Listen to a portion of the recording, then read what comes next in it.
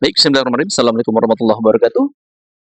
Alhamdulillah, kita melanjutkan pembahasan soal kita di pembahasan soal KSM 2018. Dan kali ini kita akan membahas nomor 8 ya. Langsung saja, tidak berpanjang kalam, seorang ilmuwan mengobservasi anak katak yang disengat lidahnya ketika menangkap lebah.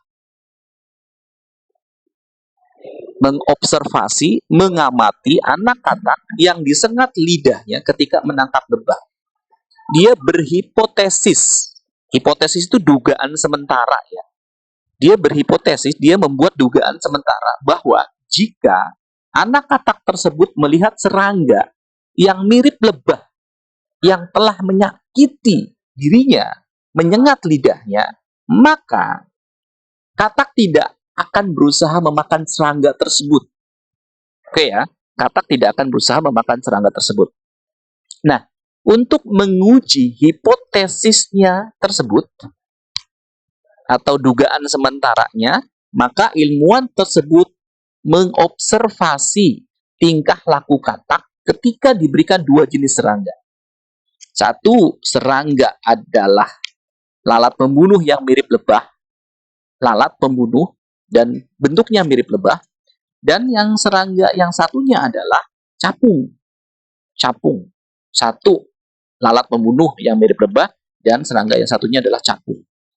Berdasarkan hasil eksperimen atau hasil percobaan, ilmuwan tersebut menyimpulkan bahwa respon perilaku katak akan meningkatkan peluang katak untuk bertahan hidup. Respon perilaku katak untuk meningkatkan peluang untuk bertahan hidup. Berdasarkan informasi tersebut, pernyataan yang manakah di bawah ini yang paling menggambarkan hasil dari eksperimen atau percobaan ilmuwan tersebut? Apakah A, sang ilmuwan menolak hipotesisnya karena katak memakan capung tetapi tidak memakan lalat pembunuh? Ataukah yang B, sang ilmuwan menolak hipotesisnya karena katak memakan lalat pembunuh tetapi tidak memakan capung? Oke, ini kemungkinan-kemungkinannya. Kemudian yang C, sang ilmuwan menerima hipotesisnya karena katak memakan capung tetapi tidak memakan lalat pembunuh. Ataukah yang D, sang ilmuwan menerima hipotesisnya karena katak memakan lalat pembunuh tetapi tidak memakan capung. Oke. Nah, untuk menjawab soal ini berarti kalian harus mengetahui tahapan-tahapan kerja ilmiah. Ya, tahapan-tahapan kerja ilmiah. Ini biasanya dipelajari di kelas 10. Di kurikulum merdeka itu di mapel fisika atau kimia. Nah, baik anak-anak. Ketika kita akan membuat suatu percobaan atau kerja ilmiah atau metode ilmiah, cara garis besar itu adalah 5. Kamu bisa ingat dengan cara beda. Biologi emang dahsyat adalah mohek. Mohek. Pertama, M-nya adalah merumuskan masalah. M-nya masalah. Cari masalah. Bukan nabok orang cari masalah, tapi masalah yang ingin diteliti. Memang iya nabok orang cari masalah, tapi masalah yang ingin diteliti apa? Nah, kalau dari ilmuwan ini, dia pengen mengetahui pengaruh sengatan lebah terhadap perilaku makan katak. Itu ya, itu masalahnya. Kemudian dia melakukan observasi. Anak katak yang disengat lidahnya oleh lebah, itu diamati tingkah lakunya. Lalu dia membuat hak. Haknya itu, observasi itu sama dengan pengamatannya. Observasi itu sama dengan pengamatan. Haknya adalah hipotesis atau dugaan sementara. Nah, si ilmuwan itu menduga jika katak tersebut melihat serangga yang mirip lebah, maka katak tersebut tidak akan berusaha menangkap serangga tersebut. Ini hipotesisnya, ya. Katak tersebut apabila melihat serangga, ada 2 serangga. Satu, ini lalat pembunuh yang mirip dengan lebah. Yang satu adalah capung. Maka hipotesisnya dia tidak akan menangkap si lalat pembunuh ini. Tidak akan memakan lalat pembunuh ini. Oke, lalu dia melakukan eksperimen. Katak diberikan 2 jenis serangga. Satu serangga adalah lalat pembunuh yang mirip lebah. Dan serangga yang lainnya adalah capung.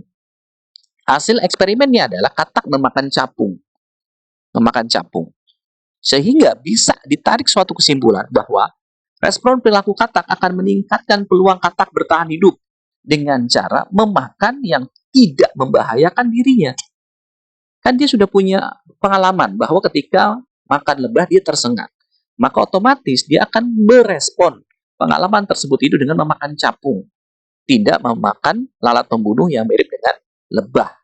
Itu ya. Itu tahapan-tahapannya nanti bisa diulang-ulang, bisa dipahami, diulang-ulang lagi, dipahami pelan-pelan. Jadi yang terakhir K-nya adalah kesimpulan. E-nya adalah eksperimen atau percobaan, diakhiri dengan menarik suatu kesimpulan berdasarkan percobaan yang dilakukan.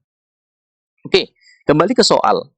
Maka, manakah yang paling tepat? Yang paling tepat ternyata hipotesisnya benar.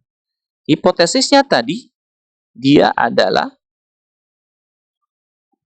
katak tidak akan berusaha memakan serangga yang mirip lebah. Itu hipotesisnya. Dan kesimpulannya itu betul. Ternyata yang dimakan adalah, dari hasil eksperimen yang dimakan adalah capung.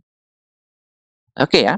Maka, manakah yang paling tepat? Tentu saja sang ilmuwan menerima hipotesisnya karena hipotesisnya benar. Sesuai dengan hasil eksperimen. Tapi alasannya yang mana?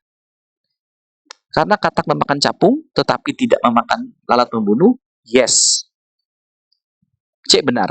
D itu katak memakan lalat pembunuh, tetapi tidak makan. Ini salah. Ya, karena berbeda dengan hipotesis. Maka jawabannya adalah yang C. Baik, terima kasih. Wassalamualaikum warahmatullahi wabarakatuh.